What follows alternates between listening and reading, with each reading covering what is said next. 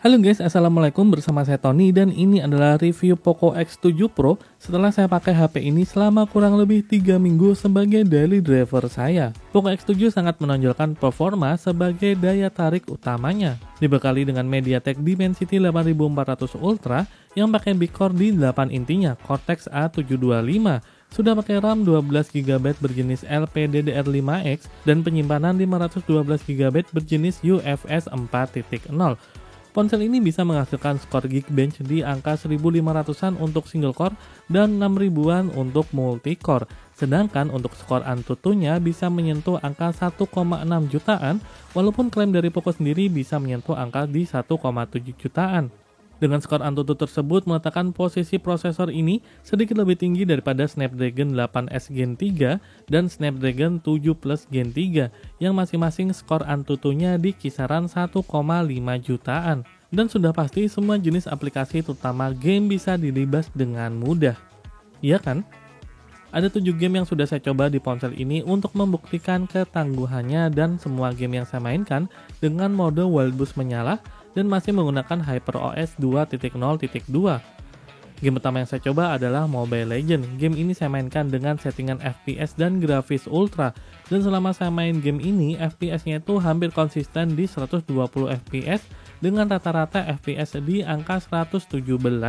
Sedangkan suhu prosesornya itu mentok di angka 44,3 derajat Celcius, naik kurang lebih 13 derajat Celcius dari suhu awalnya, sekitar 33-an derajat Celcius. Senada dengan Mobile Legends, game AoV juga bisa berjalan dengan settingan tertingginya dan konsisten dapat 60 FPS dengan rata-rata FPS itu ada di angka 58. Tapi suhu prosesornya lebih dingin. Selama saya mainin game ini 24 menit, suhunya maksimal di 41-an derajat Celcius aja. Game ketiga yang saya coba adalah eFootball. Sama dengan yang lainnya, settingannya rata kanan, grafis player dan stadiumnya di high dengan 60 FPS. Selama 21 menit saya mainin game ini, rata-rata FPS-nya itu bisa menyentuh angka 59 dengan maksimal suhunya cuma 40,5 derajat Celcius aja. Game keempat adalah PUBG. Settingan grafisnya pakai settingan tertinggi dan selama hampir 30 menit saya mainin game ini, FPS-nya itu rata-rata menyentuh angka di 59 dengan suhu prosesor tertinggi ada di 42,5 derajat Celcius. Game kelima saya coba mainin CarX Drift Racing 3. Game balap bergenre drift ini juga saya setting ke settingan tertingginya. Selama 17 menit awal saya bisa merasakan game ini jalan di 60 FPS. Tapi setelah itu FPS-nya turun ke kisaran 40-an sebelum konsisten di kisaran 35 FPS hingga menit ke 30. Dengan rata-rata FPS itu ada di angka 52,1. Suhunya pun cukup tinggi dibandingkan game-game sebelumnya, mencapai 45,5 derajat Celcius. Ya, game ini memang cukup demanding dan walaupun performa Dimensity 8400 Ultra masih memadai, tapi pendinginannya udah mulai kewalahan, jadi performanya turun untuk menjaga suhu CPU-nya biar nggak terlalu tinggi. Game keenam yang saya coba adalah Genshin Impact. Game ini bisa saya setting di tinggi dan 60 FPS. Di 24 menit awal saya bisa ngerasain game ini jalan di 60-an FPS. Tapi setelah menit ke 24 FPS-nya itu turun ke 33-an FPS. Sempat naik bentar ke 60 FPS terus cenderung stabil di kisaran 30 FPS dengan rata-rata FPS di angka 57,1. Sedangkan suhu prosesornya paling tinggi di angka 44,9 derajat Celcius. Udah mulai kelihatan ya gambaran besar performa dari Poco X7 Pro ini kan? Tapi di game ketujuh ini kita bisa menarik sebuah kesimpulan kalau terjadi limitasi performa CPU untuk menjaga suhunya. Game Wuthering Waves menjadi game yang paling demanding selama saya menjajal ponsel ini. Tentu saja saya setting ke settingan tertingginya. Selama 30 menit saya mainin game ini, cuma di 8 menit awal saya bisa merasakan FPS-nya itu stabil di 60, terus turun di kisaran 30-35, kemudian di menit 13 sempat naik ke 60 sampai menit ke-15-an, dan dari menit ke-16 sampai 30 cuma dapat dimainkan dengan FPS di angka 35-an, dengan rata-rata FPS di 49 dan suhu maksimal CPU-nya di 42,6 derajat Celcius. Kalau kita amati, suhu CPU-nya selalu dijaga agar nggak lebih dari 45 derajat Celcius.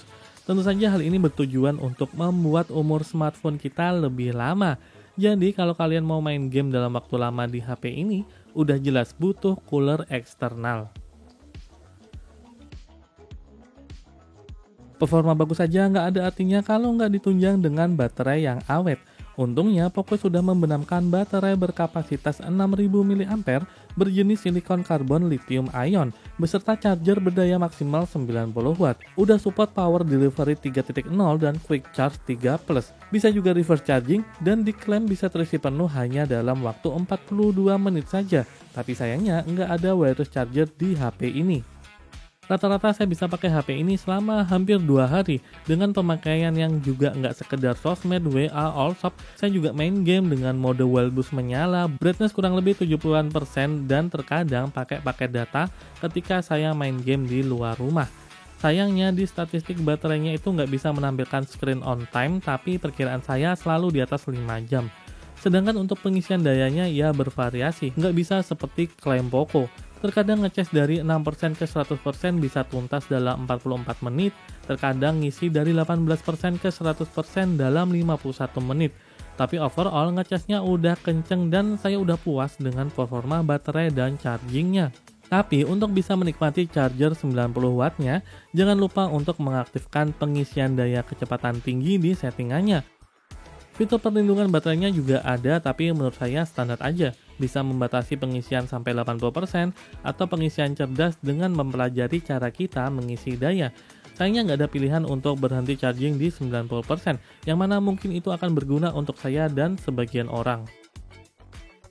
Poco X7 Pro punya dua kamera di belakang, wide dan ultra wide. Kamera wide-nya sendiri pakai sensor Sony IMX882 dengan besar sensor 1/1,95 inch dengan bukaan f1,5, OIS, maksimal resolusi fotonya itu 50 megapiksel dan maksimal resolusi videonya itu di 4K 60 fps.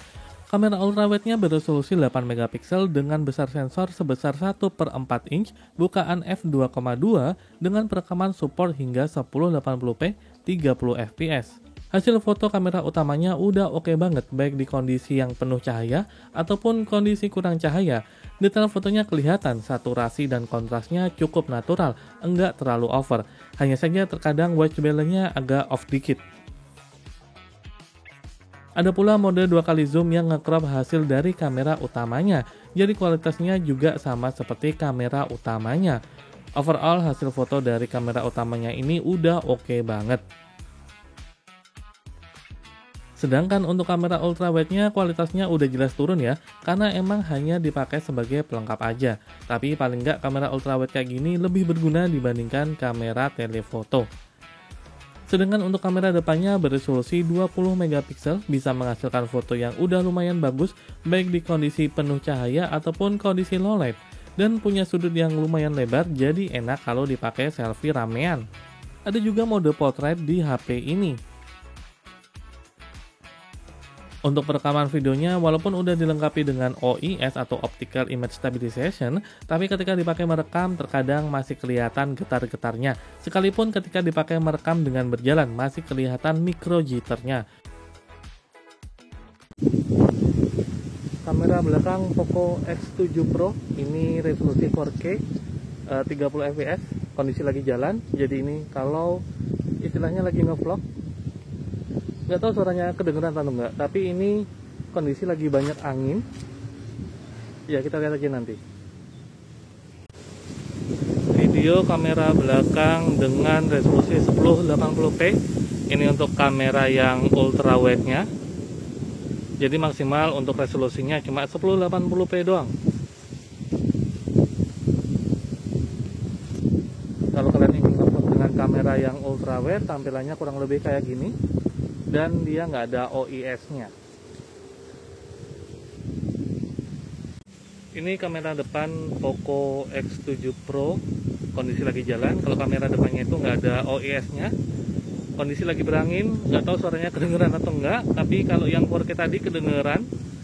Ini resolusi cuma 1080p 30 fps doang. Tapi memang nggak sebagus di kamera belakangnya sih, nggak kelihatan bokehnya gitu. Poco X7 Pro pakai layar AMOLED sebesar 6,68 inch dengan resolusi Full HD+.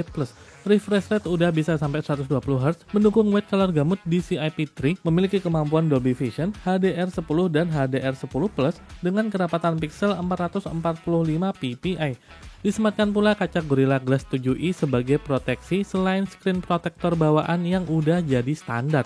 Bezelnya pun tergolong tipis, tapi di bagian dagu sedikit lebih tebal, menjadikannya kurang terlihat premium. Tapi nggak masalah lah, emang HP ini nggak ngambil pasar smartphone premium.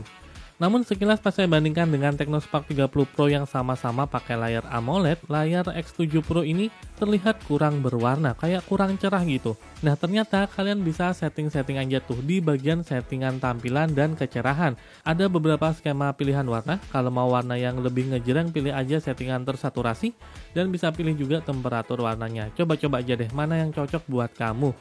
Dan buat kamu yang penasaran sama AOD alias Always On Display, ya ini masih Always On 10 detik, nggak real Always On Display. Nah, kata orang HP Poco itu banyak iklannya, tapi selama saya pakai HP ini, saya itu sangat-sangat minim sekali melihat yang namanya iklan. Iklan di HP Poco dan sejenisnya itu biasanya dari aplikasi sistem bawaannya yang nggak bisa di-uninstall. Nah, karena aplikasi sistem bawaan yang nggak bisa di-uninstall itu berhasil saya uninstall pakai aplikasi Kanta, misalnya Mi Browser, Mi Coin, Mi Video, dan lain sebagainya, jadi experience saya pakai HP ini tuh nyaris bebas iklan. Nyaris ya, bukan 100% bebas iklan. Karena ada aplikasi tema yang mana sebenarnya nggak guna juga bagi saya, karena saya jarang gonta-ganti tema, jadi saya pikir saya uninstall aja aplikasi ini. Sayangnya ketika aplikasi tema di uninstall, saya jadi tidak bisa nyeting wallpaper. Wallpapernya cuma itu doang. Jadi mau nggak mau aplikasi tema ini harus tetap ada agar saya bisa gonta-ganti wallpaper. Namun nggak masalah juga karena ganti wallpaper bisa langsung dari foto, tidak harus masuk ke aplikasi tema. Mungkin saya akan menjelaskan di video lain bagaimana cara saya untuk menghilangkan bloatware di HP ini, baik bloatware yang bisa di-uninstall ataupun yang tidak bisa di-uninstall seperti aplikasi sistem seperti itu, sehingga video ini nggak terlalu panjang.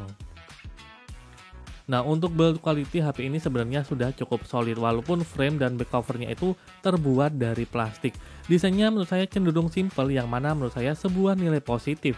Tapi emang back covernya ini suka ninggalin sidik jari, jadi di Poco saya pakaiin skin aja biar lebih bersih dan lebih ngegrip karena saya nggak terlalu suka kalau pakai case.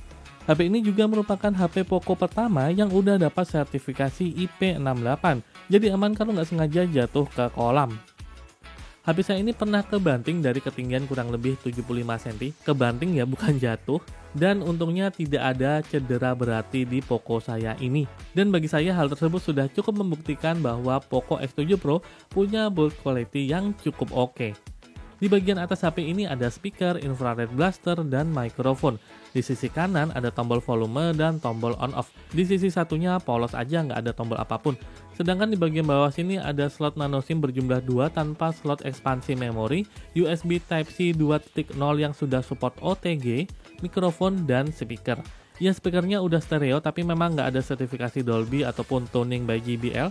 Namun kualitas suaranya sudah cukup oke dan kenceng pula. Kayak gini nih suaranya.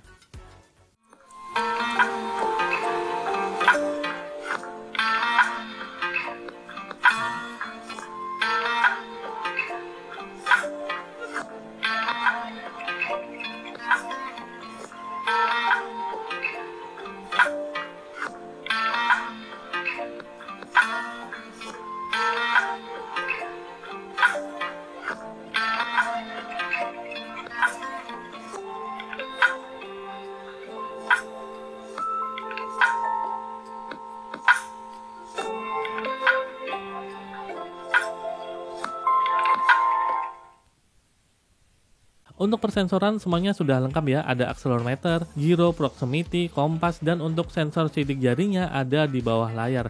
Dan ini sudah kenceng banget untuk sebuah sensor finger under display kayak gini. Saya nggak nemuin kendala pas saya pakai sensor fingernya ini, dan sensor fingernya ini juga bisa berfungsi sebagai heart rate monitor loh.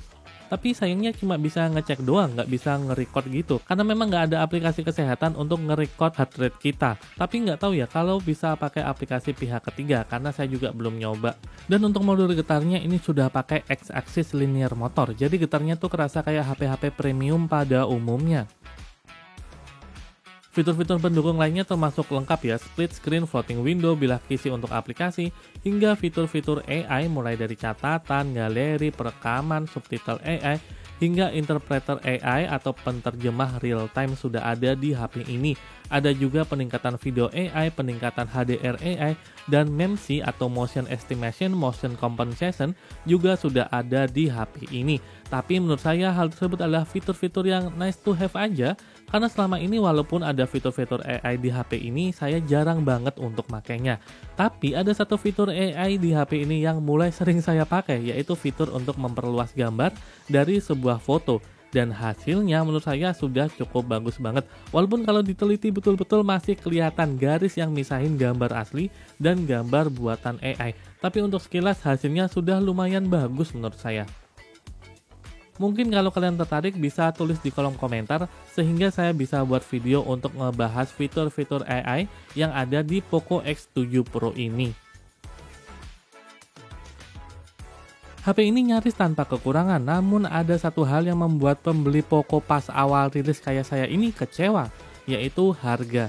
Ya, saya beli HP Poco ini seharga 4,6 juta, ya walaupun memang ada cashback 130.000, jadi bisa dikatakan saya beli HP ini tuh 4.470.000-an.